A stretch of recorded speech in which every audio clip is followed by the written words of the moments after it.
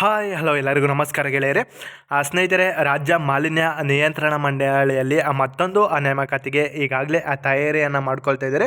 ಸುಮಾರು 152 ಹುದ್ದೆಗಳಿಗೆ ಇಲ್ಲಿ ನೇರ ನೇಮಕಾತಿ ಮಾಡಿ ಕೊಳ್ಳಲಾಗುತ್ತದೆ ಅಂತ ಕೊಟ್ಟಿದ್ದಾರೆ. ಸ್ನೇಹಿತರೆ, ಇಲ್ಲಿ ಅರಣ್ಯ ಸಚಿವರಾದ ಜೀವಶಾಸ್ತ್ರ ಮತ್ತು ಪರಿಸರ ಸಚಿವ ಈಶ್ವರ ಬಿ ಖಂಡ್ರೆರವರು ಇಲ್ಲಿ ತಿಳಿಸಿದ್ದಾರೆ. ಇಲ್ಲಿ ಮಂಡಳಿಗೆ ಮಂಜೂರಾಗಿರುವ 253 ಹುದ್ದೆಗಳ ಪೈಕಿ 152 ಹುದ್ದೆಗಳಿಗೆ ತಾಂತ್ರಿಕ ಪ್ರಯೋಗಶಾಲೆ ಮತ್ತು ಆಡಳಿತ ವಿಭಾಗದಲ್ಲಿ ಖಾಲಿ ಇರುವ ಅಂದರೆ ಇಲ್ಲಿ ಈಗಾಗಲೇ 152 ಹುದ್ದೆಗಳು ಖಾಲಿ ಇವೆ. ರಾಜ್ಯದಲ್ಲಿ ಸುಮಾರು 146 ವೃಂದ ಮತ್ತು ಸ್ಥಳೀಯ ವೃಂದದ 6 ಸೇರಿ 152 ಹುದ್ದೆಗಳ ಭರ್ತಿಗೆ ಇಲ್ಲಿ ಕರ್ನಾಟಕ ಪರೀಕ್ಷಾ ಪ್ರಾಧಿಕಾರ ಮೂಲಕ ಅಂದರೆ KEA ಮೂಲಕ ನೇರ ನೇಮಕಾತಿ ಪ್ರಕ್ರಿಯೆಯನ್ನು ಕೈಗೊಳ್ಳಲು ಸರ್ಕಾರ ಈಗಾಗಲೇ ಅನುಮತಿಸಿದೆ ಎಂದಿದ್ದಾರೆ.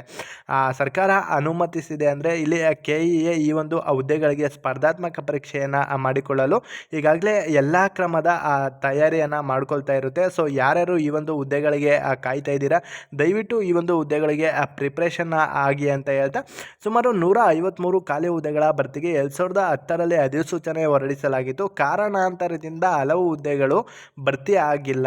ನೋಡಿ ಸ್ನೇಹಿತರೆ, ನಮ್ಮ ಸರ್ಕಾರದವರು ಬರೀ ಇಂಥದೇ ಮಾಡೋದು. 153 ಹುದ್ದೆಗಳಿಗೆ ಕಾರಣಾಂತರದಿಂದ ಯಾವುದೋ ಕೆಲವು ಹುದ್ದೆಗಳಿಗೆ ನೇಮಕಾತಿ ಭರ್ತಿ ಆಗಿಲ್ಲ ಅಂದರೆ ಸೊ ಆ ಒಂದು ಹುದ್ದೆಗಳನ್ನ ಏನಕ್ಕೆ ಬಿಡಬೇಕು? ಇವರು ಪ್ರಾಪರಾಗಿ ಒಂದು ಎಷ್ಟು ಹುದ್ದೆಗಳು ಖಾಲಿ ಇದೆ ಅಂತ ಸ್ಟಡಿ ಮಾಡಿ ಅಧಿಸೂಚನೆ ಹೊರಡಿಸಿದ್ರೆ ನಮ್ಮ ಅಭ್ಯರ್ಥಿಗಳಿಗೂ ಕೂಡ ಈಸಿ ಆಗುತ್ತೆ.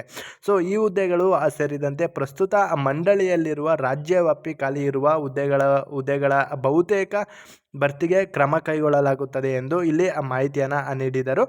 ಸುಮಾರು 23 ಹುದ್ದೆಗಳನ್ನು ಬ್ಯಾಕ್ಲಾಗ್ ಎಂದು ಪರಿಗಣಿಸಿದಲ್ಲಿ 152 ಹುದ್ದೆಗಳೊಂದಿಗೆ 23 ಹುದ್ದೆಗಳನ್ನು ಸೇರಿಸಿ ಒಟ್ಟು 175 ಹುದ್ದೆಗಳನ್ನು ಭರ್ತಿ ಮಾಡಿದರೆ 69% ಹುದ್ದೆಗಳನ್ನು ನೇರ ನೇಮಕಾತಿ ಮೂಲಕ ಇಲ್ಲಿ ಭರ್ತಿ ಮಾಡಿದಂತಾಗುತ್ತದೆ ಎಂದು ಇಲ್ಲಿ ನಮ್ಮ ಸಚಿವರು ತಿಳಿಸಿದ್ದಾರೆ. ಸ್ನೇಹಿತರೆ, ಸೊ ನಮ್ಮ ಸರ್ಕಾರದವರು 2010ರ ಥರ ಮಾಡೋ ಬದಲು ಈ ಬಾರಿ ಯಾರು ಪ್ರಾಮಾಣಿಕವಾಗಿ ಈ ಒಂದು ನೇಮಕಾತಿಯನ್ನು ಸುಸೂತ್ರವಾಗಿ ನಡೆಸ್ಕೊಳ್ಲಿ ಅಂತ ನಾನು ಕೇಳ್ಕೊಳ್ತಾ, ಸೊ ಇದಿಷ್ಟು ಈ ಒಂದು ಹುದ್ದೆಗಳ ಮಾಹಿತಿಯಾಗಿತ್ತು.